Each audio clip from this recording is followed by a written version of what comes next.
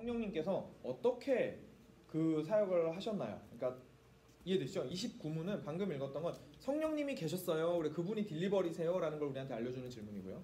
자, 이제 30문 그러면 어떻게 그 딜리버리를 하셨습니까? 라는 거를 제가 한번 보겠습니다. 답 같이 읽겠습니다. 성령께서 그리스도의 사신 구속을 우리에게 적용하시는 것은 우리 안에 믿음을 일으키시고 또 효력 있는 부르심으로써 우리를 그리스도와 연합하게 하시는 것입니다. 네. 그래서 이게 지금 말하는 게 뭐냐면요, 이런 겁니다. 다시 수박장수 얘기로 돌아가면 수박장수가 이렇게 지나갔어요. 수박장수가 왔다라는 사실은 예수님이 오셨다라는 겁니다. 그렇죠? 좋은 소식입니다. 근데 그 수박을 어떻게 그 수박을 값주고 산 것까지가 예수님이 하신 일인 거예요. 근데 그거를 잘라가지고 어떻게 자르고 어떻게 내 앞까지 가지고 와서 내 입에 집어넣고 어떻게 소화가 되게 할 것인가, 그걸 지금 질문을 하는 겁니다. 도대체 그 수박을 어떻게 먹을 것이냐, 어떻게 배달해 올 것이냐, 그리고 어떻게 내 것으로 만들 것이냐 라는 질문을 지금 하는 건데, 그거에 대한 답을 이렇게 한 겁니다. 지금 우리 안에 첫 번째로는 믿음을 일으키셨습니다. 그리고 아까 말씀드린 것처럼 그냥 허공에 떠도는 목소리가 아니라 실제로 내 입에 수박이 들어오는 것처럼 효력이 있는 부르심으로써 우리를 그리스도와 연합시키셨습니다. 크게 두 가지 생각을 하시면 될 것 같습니다. 우리 안에 믿음을 일으키시고, 그리고 효력 있는 부르심으로써 우리를 그리스도와 연합하게 하셨습니다. 우리가 밑에 말씀을 한번 좀 읽겠습니다. 에베소서 2장 8절 말씀은 우리가 은혜와 선물로써 이거 믿음을 받았다라는 이야기를 해주는 구절입니다. 같이 한번 읽겠습니다. 너희는 그 은혜에 의하여 믿음으로 말미암아 구원을 받았으니 이것은 너희에게서 나는 것이 아니요 하나님의 선물이라. 네. 그래서 여기에서 이것은 믿음을 얘기하는 겁니다. 다시 한번 보실래요? 너희는 그 은혜에 의하여 믿음으로 말미암아 구원을 받았습니다. 이것은, 근데 이거를 여기에다 구원을 넣어볼게요. 구원은 너희에게서 난 것이 아니요 하나님의 선물입니다. 보통 이렇게 생각을 하십니다. 근데 그게 아니라 믿음이에요. 자, 다시 읽어볼게요. 너희는 그 은혜를 인하여서 믿음으로 말미암아 구원을 받았습니다. 믿음은, 이 믿음은, 여러분들로 하여금 구원을 받게 하는 이 믿음은 여러분에게서 난 것이 아니라 하나님의 선물입니다 라고 이야기하는 구절입니다. 그렇기 때문에 믿음 자체가 하나님의 선물이라고 성경은 이야기를 하고 있는 거죠. 그리고 이 사역이 성령의 사역이라는 겁니다. 성령께서 어떻게 예수 그리스도께서 행하신 그 놀라운 십자가와 부활과 그 모든 사역들이 우리 것이 되게 하셨습니까? 성령을 통하여 우리 안에 믿음을 일으키심으로써 예수 그리스도께서 하신 그 사역이 우리 것이 되도록 하셨습니다 라고 이야기를 하는 것이죠.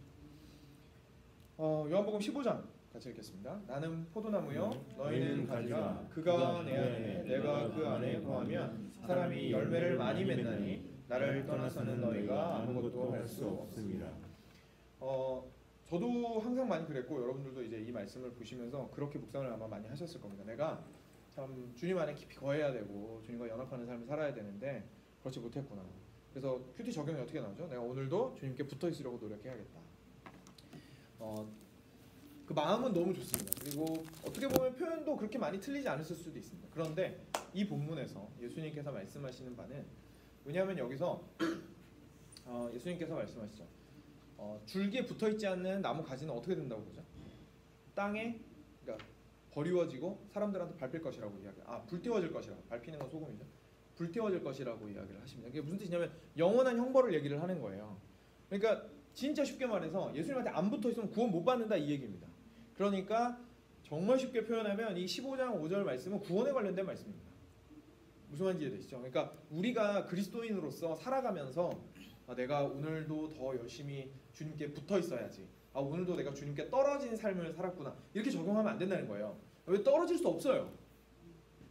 무슨 말인지 이해되시죠? 떨어질 수 없습니다. 이 비유는 왜냐하면 구원에 관련된 것이기 때문에, 한 번 붙은 나무가지는, 여러분 나무가지가 스스로 떨어졌다가 붙었다 할 수 있나요? 나무가지는 그런 힘이 없어요. 네, 나무가지는 누군가가 줄기에 이게 접붙여주면 끝까지 그거 붙들고 사는 겁니다. 왜냐하면 무엇이 거기로부터 나오기 때문에? 생명이 거기로부터 나오기 때문에. 그래서 예수님께 붙는다라는 얘기는 결국 그분의 생명을 우리 것으로 계속해서 마실 수 있다는 얘기입니다. 그게 이제 요한복음 4장에서 사마리아 여인과 예수님과의 대화에서 영원한 생수를 너에게 주리라라고 하신 그 말씀인 거예요.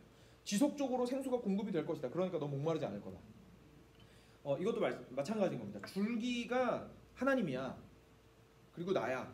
나한테 붙어 있으면 지속적으로 생명이 공급이 될 거고 그것으로 말미암아 열매를 맺게 될 거야라는 의미입니다.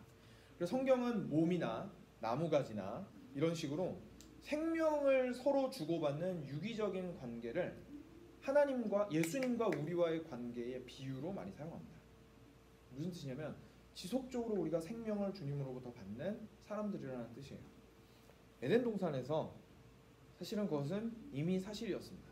하나님께서 우리를 창조하신 이후에 지속적으로 생명을 우리한테 섭리 가운데 공급하셨을 뿐만 아니라 생명나무를 두셔서 지속적으로 그 생명을 향해서 가도록 만들어셨던 것처럼, 근데 우리가 에덴 동산에서 죄 때문에 쫓겨났잖아요. 다시금 우리한테 생명나무를 주신 거예요. 다시 말해서. 그래서 예수님과 생명나무를 접붙여 주신 겁니다. 마지막 날에 생명나무 열매를 따먹게 된 게 아니라 이제 놀라운 은혜로 생명나무에 붙어있는 채로 우리가 살아가게 된 거예요. 단지 여전히 이 땅 가운데 죄 가운데 있으니까 이게 원만하지 않을 뿐이지, 그 관계가 원만하지 않을 뿐이지 관계가 없는 건 아닙니다. 그래서 제가 언약과 약속 설명드린 거 기억하실 텐데, 언약을 관계라고 제가 설명을 드렸잖아요.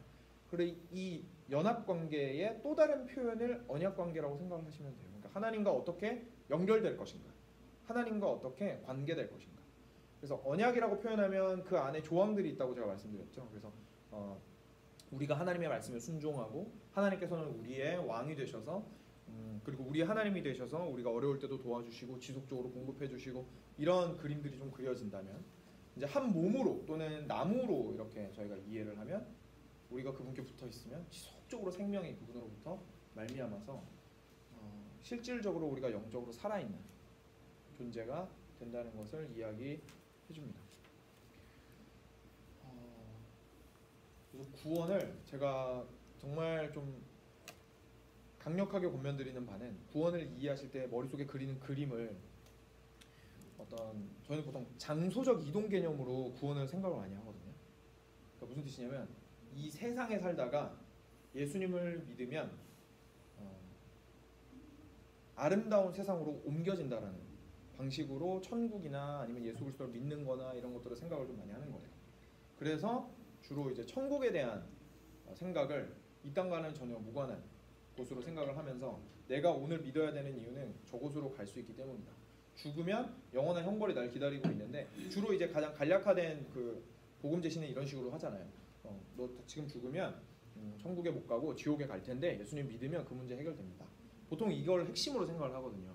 근데 사실 진짜 핵심은, 우리의 문제는 생명 되신 예수 그리스도로부터 떨어져 나온 게 우리의 문제입니다. 그게 우리의 죄이고 죄의 결과예요. 그럼 문제의 해결은 떨어진 이 나무가지를 다시 나무 줄기에 붙이는 게 해결책입니다. 근데 우리 힘으로 불가능해요. 왜냐하면 이미 떨어져 나와서 생명이 끊어졌으니까요.